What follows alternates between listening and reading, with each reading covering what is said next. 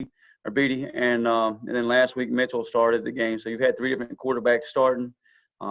Supposedly all three of those guys are out, and they're looking to Matt Duncan, the freshman from South Carolina. You kind of analyze him and the limited number of snaps is taken this season. You go back and watch high school film, analyze his strengths and weaknesses, and then kind of who does he compare to that's played, in the recent ball games for him. Is he more like Mitchell? Is he more like Russo? That sort of thing. Kind of find, plays that they may kind of cater to him and for his strengths and his abilities. And then just, you always keep the possibility that maybe one of those guys somehow, some way shows up on Saturday. So you always keep it in the back pocket that one of those guys might show up. So we certainly prepare our kids for all of them, but our main focus has been on Matt Duncan and just kind of what we think, where they'll go with the offense. And at the end of the day, and I think their head coach even said it in their press conference the other day, they want to run the football, stop the run, play good on special teams. So their main goal is run the football and control the game, and we got to take them out of that so we can put a freshman quarterback in some situations where he's not comfortable.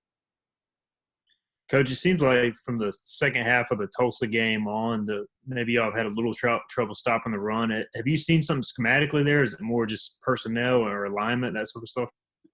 No, last week we did a great job stopping the run with the tailback.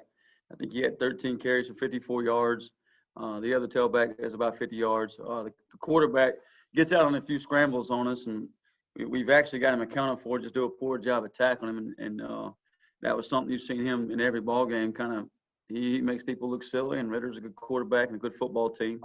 And then obviously the last run kind of put him over the top. So if we took Ritter and the last run away, I think we did a pretty decent job of stopping the run at times last week. Obviously, we can always be better, and that's kind of got to be our focus each and every week, that we kind of just, hey, do what we do, get back to the first half of Tulsa, being fundamentally sound, and doing a good job tackling.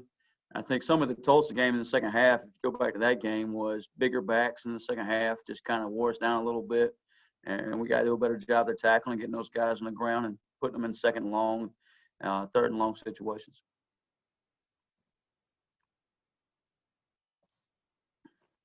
Can you talk about just obviously safety this week? You guys are having to move a little bit of people around. Just the challenges of that and late season, that sort of stuff. Yeah, so you've lost a few guys back there, injuries and whatnot, and Warren Saban was a big part of our defense, and going to miss him, and just moving some guys around that's been with us all year, and maybe moving a guy out to Sam or moving a guy from corner to safety, just to make sure we have enough depth, enough bodies. Want to go practice and be effective throughout a practice, and just always want to have good depth in case something goes a certain way in a ball game. Where we practiced early in camp, we had two different fields going, guys getting reps early on. So we've had guys that know the system, know the defense, know the calls. It's just maybe at a new spot, and they're learning little tweaks and ins and outs of that spot. So feel very comfortable with it. Jawan Powell's doing a great job back there. David Laney's doing a great job. DeMel Hickman is taking some safety reps and kind of looks, really natural and comfortable over there. Tegan Wilkes, obviously, been playing some Sam and Buck back and forth to the safety all season. And then, one of the freshmen we moved out to Sam was Taylor Jackson, who has played inside backer. But when you're a wheel backer and you invert, it's not a whole lot different than playing Sam. So there's some carryover there, and we feel good about it, especially when they're in their 11 and 12 personnel looks. Coach, could you talk about the Temple receivers? That's obviously the strength of their team. What you see out of that? Yeah, so we're just going back through and look at their receivers. They're Temple tough, and I think it's been going on for years. Is their top players, their toughest players are in single digits. And you look at three of their receivers, 0 with Jones, 5 with Blue, and 1 with Mack, are all three in single digits. So that tells you a little bit about that receiving core. Blue was 18 last year and very dangerous last year and very dangerous this year. A lot of the jet sweeps are coming across the field. They like to get the ball in his hands, and he's their top leading receiver. A lot of those are the jet sweeps. 0, Jones, he took one to the house, I think, first play of the SMU game, for about 70 yards, just a little bubble screen, made somebody miss and had the speed to get up and down the sideline. So those two guys can get up and down the field on you, very good speed, good route runners, complete package out there, receiver. And then number one, he's kind of their double pass guy, but he can go up big body, 6'5", 220, 225. They can go up and get in the ball that, I think they'll try to take advantage of our smaller corners out there, but he's a bigger body that, they'll use, and certainly in the red zone as well and on third down. I was going to ask about Juwan Powell. It seems like when he's played, even last year and this year, he gets a lot of tackles. Defending the run might be one of his strengths compared to maybe pass coverage. Does that fit into this game and this style? Obviously, could he be an asset? Getting tackles and stopping the run.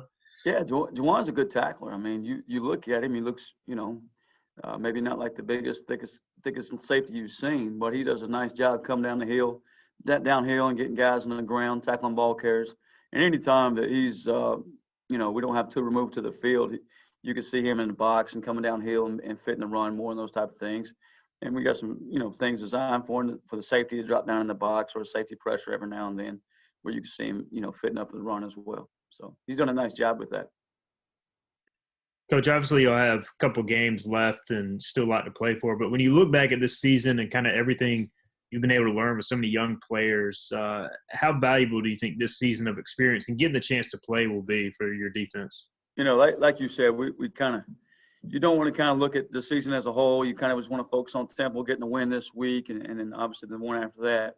But you're looking back and just saying, hey, we got this guy for 4 more years or this guy for 3 more years and all that. And they're getting tons of game experience, where in a normal year you might have only played those guys, a Jason Romero or Kareem Stinson or a Taylor Jackson in 4 ball games, and then just put them on the shelf for the rest of the season because you were trying to preserve a redshirt season.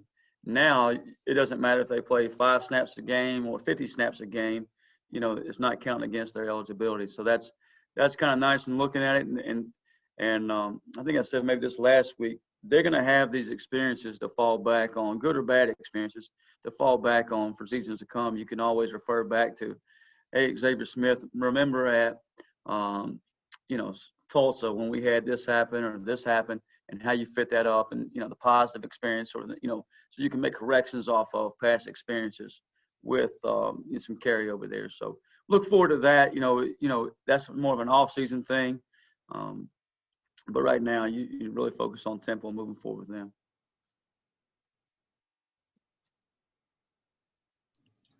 Are there any other questions for Coach Harrell? Okay, Coach, thank you for your time. All right, guys. Appreciate it.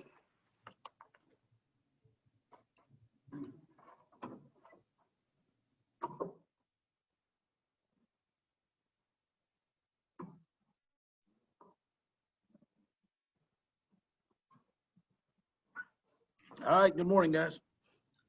Hey, DK, how are you, sir? I'm okay. How are you? Doing well. We're just going to go right into questions for Coach Kirkpatrick. All right. Coach, just when you look at Temple on film, it seems like their defensive front is always really good and big, and this year is the same. Just how much of a concern is that, especially being kind of banged up on the O-line? It's a huge concern. 3 starters back from last year's team, transfer from Wake Forest, an older kid. So very experienced, very good defensive line, really just like last year. The one young man did transfer to Miami. He's tearing it up down there too. So we're lucky he's not there. But then the other guys are just so good. They're so good inside, big, heavy guys, quick. And so I don't care what line you had, you'd be concerned about this defensive line. They've had some injuries. They've had some guys out past. I don't know what the situation is this week, but I think all the defensive line are back. And so we have been banged up, and that's just football, though. That's just nothing you can do about that. And the next man up, and we'll have a huge challenge this week up front, because that's how you win. You win up front. When we play good up front, we have a chance to win the game. When you don't, it's hard. When you looked at the film, and obviously when Strother went out, you had to shift things last week. How did that work, do you think? I mean, how did Justin kind of fill in, when you graded things out, I guess? Well, overall, I thought, you have to be encouraged that he got in there and played. The biggest adjustment was he had to go play left tackle, and he has played right tackle. and he's played right guard. He had to go play left tackle. So the very first drive, he went the wrong way a couple of times, and it's literally you'd be thinking like, no way that could happen, but it's backwards, and that cost a couple of plays in there. But overall, he competed. He did a good job. I'm sure glad we've got him. You just how many holes can you plug? When the shot went down, everybody was just like anybody but him at this point right now. But Justin did a good job. We got a lot of guys that are banged up that gutted it out. There were some other guys that probably would have liked to have been out of there maybe, or should have been out of there, but they wouldn't come out because they knew we didn't have anybody else. So this year has been a tough year, obviously, overall, but in a lot of ways it's been good because a lot of these young kids have gotten to play a lot of football, and that's how they get better. That's the only way to get better, is for them to get in there and play. They might be playing more than they actually wanted to play, but I think in the long run, we'll be better for it. Coach, a ton of games getting postponed and canceled this week, and I know Temple's had some concern. Is there any concern at this point from what you've been able to gather that the game won't be played Saturday, or are y'all still confident? Well, I just waiting to walk in here 2 minutes ago, I just heard it's been like 14 games canceled. So, we've been in the cave all day, so I didn't know that. And Nina it's expressed that. And so I know we're going into an area that is in a little bit of a shutdown or something. They were also saying in Philadelphia. I guess that's above my pay grade. I don't get any of that. I am just focused on trying to find a way to move the ball and try to get our guys to play the best they can. And I'm going to be here either way, first thing in the morning, probably here till late tonight and tomorrow. And I'm expecting to go play until somebody says don't go play. But I've heard nothing like that at all. We have prepared just like we do every week. I guess you would anyhow, but as far as I know, we're rolling. And I know we want to go play. I know we want to go. I want to go play. I know the kids want to go play. At least, the offense kids I'm around mostly, talking about it with them today. They're excited about trying to go and play better. I think, 3 weeks ago, we were starting to build some confidence, and I was worried that, we'd have to keep our kids knocked down a little bit. They were starting to get, the feeling of, hey, nobody can stop us but ourselves. And I really felt like that was probably true. And now we've probably had a little bit of blow to our confidence because things haven't gone as well as we want them to go. And that's life. That's a learning experience. So the only thing that would make us all feel better is to go play well and win. And so that's what we're looking forward to. Coach, how would you say your quarterback's played this year? I know last week was a tough game for him, but how has he played this year? Well, with the exception of last week, and I think Georgia State, he's played great. I mean, I don't know how you could have played a better game than he played at Tulsa. That was phenomenal. I don't know how you could have played a better game than he played at South Florida. He was absolutely dead on. He didn't play in the Navy game. The Georgia State game was a tough game. We got behind, and I think he pressed a little bit and, turned it over a little bit like that. I thought he played really well against Central Florida as well. So last week, that was a tough game. It's a good defense. I'll give them some credit for that and never take anything away from them. We got too far behind. That makes it tougher on the quarterback, and the main thing is if he wouldn't have had the turnovers, one of them, the guy ran the wrong route. That's tough on the quarterback. You get hung up when the guy runs the wrong route. You throw an interception. The other two were on him and on me. So hopefully we can eliminate those. And I think if you eliminate those, then he's a great player. With the running backs, Donnie, obviously Keaton had a kind of a breakout huge game last week, and kind of before that it was Rajay who had the hot hand. How do you maybe handle this game and these final two games? I mean, do you want to try to split carries with them, or do you go with the hot hand? I mean, how do you see how that plays out Saturday, I guess? Well, we'd love to have the thunder and lightning combination. That's the dream. We had that at the last place I was at. The year we won the national championship, we had two backs that could roll in there. I think you see a lot of the teams that can run the ball well around the country. The University of North Carolina had the opportunity to watch them, I guess, Saturday since we weren't playing. They have a two-back deal there that's working really well. That would be the dream to do that. We kind of kid them. One of them goes in, anything I can do, the other one says I can do better. So they compete in a friendly rivalry type deal. But I think they're very good complements to each other. One is bigger, one's a little maybe smaller and quicker type guy, but they both can play. They both can catch the ball out of the backfield. They both are young, and they both have got to learn to play without the ball a little bit better. They got exposed in pass protection last week. That was some of the issue right there when they brought their guy that they've got to pick up, and they got beat. But they're two good young men that the future is very bright. I think they are the future here, that we'll build this team around those type of backs. So we will rotate them. It kind of depends on who. Some one of them does get hot a little bit sometimes, but a little bit of it is just how the game's going. Because like if you have long drives, you're going to sub a little bit more in there. If a guy gets a long run, then you're going to cause for a substitution. When you don't move the ball, then you don't sub as much. So we haven't really laid out a number of carries or how many plays, but we plan to play them both a lot. Coach, I think every game but South Florida this year, there's been at least one turnover, and that was obviously the game y'all played really well. How much of frustration has that been with kind of an older skill position guys and an older quarterback at times? And then would you like to see obviously a clean game make a big difference? I think it may be the number one frustration that we have offensively, because I think it's the one thing that's held us back from having a chance to win a couple of the other games, when besides the turnovers, we were playing pretty well. Turnovers, and we've had some penalty issues, I guess, too. So that is, and the thing is, it's something that our staff takes great pride in not turning the ball over, and that it's coached so hard.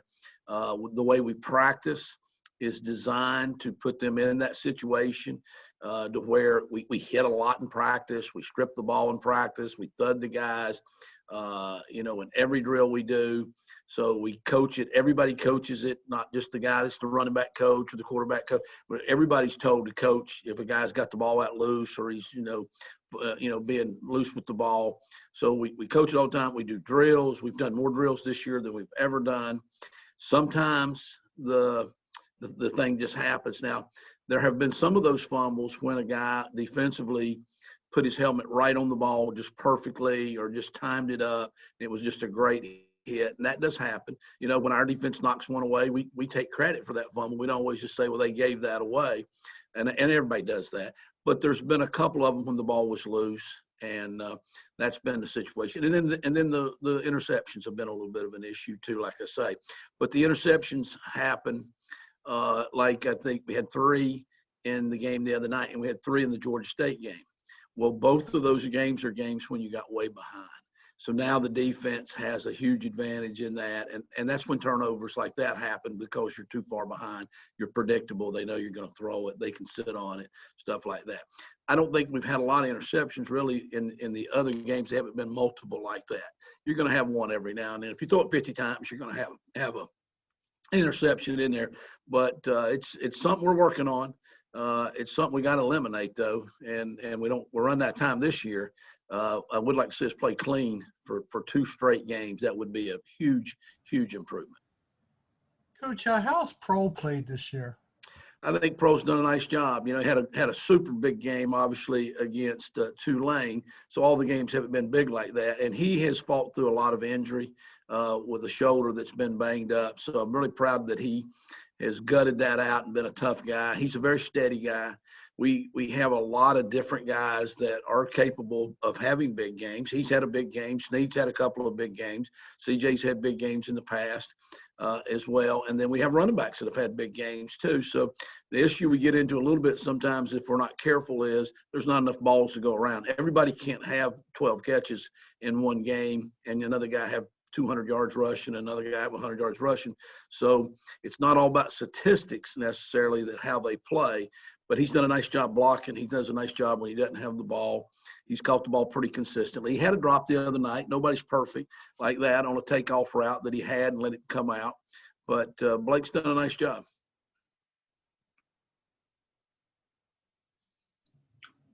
Okay, are there any other questions for Donnie? Okay, Donnie, thank you very much. Thank you, guys.